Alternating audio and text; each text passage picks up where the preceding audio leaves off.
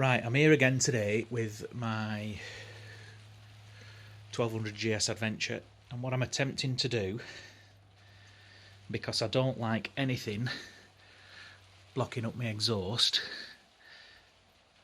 is getting rid of this butterfly valve, the exhaust flow control valve. I hate the thought of anything in an exhaust, and I particularly hate the thought that it's there because of the EU.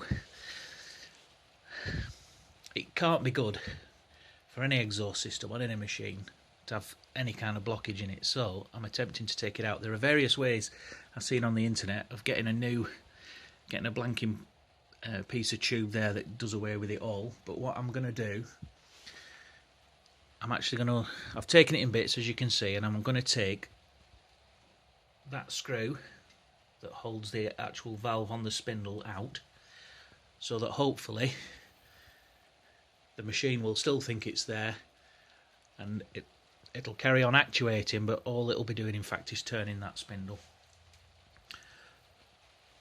So hopefully it'll kind of trick the machine into thinking it's still there, but it actually isn't. The next thing I'm going to do, in there is the cat. I'm going to try and get rid of that, but that's for another day. A point to note while I'm on it: yesterday I snapped, if it'll focus on it, I put steel dust covers on my valves, and they've obviously reacted together like they do, steel and aluminium. As I've come to undo it, it was too tight, so I put my Leatherman on it to undo it, and it snapped nearly the complete threaded part off me valve stem. I just about managed to get air in the tyre because it was down, and I've been to BMW, and that part is phenomenally expensive. Unfortunately, I've had to book it in with BMW next Wednesday at Preston for a new valve fit, which is obviously part of the pressure sensing gubbins, and it's going to cost me £172 for a valve replacement. Deep joy. So it might make me feel a bit better if I can get rid of this valve. I'll get it done, I'll put it back together, and when it ain't raining I'll go for a ride and see if it's any different.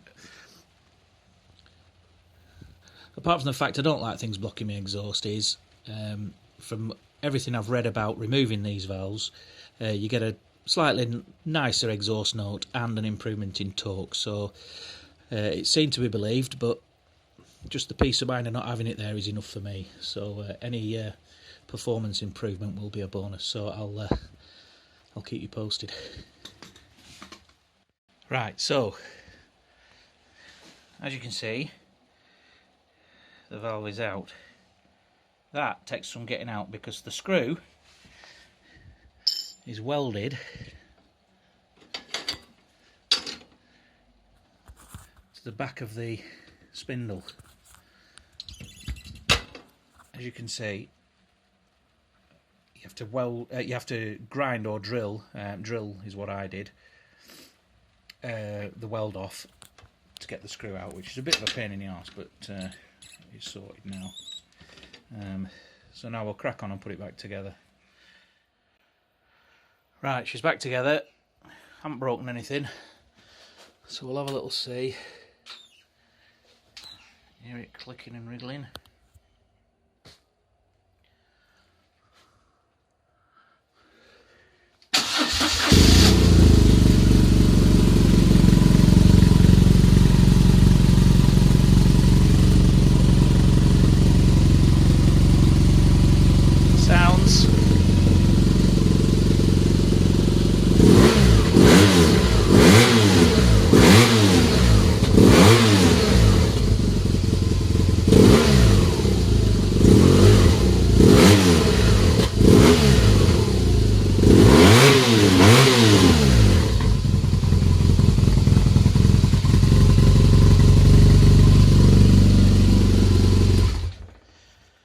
Well, it sounds a hell of a lot better.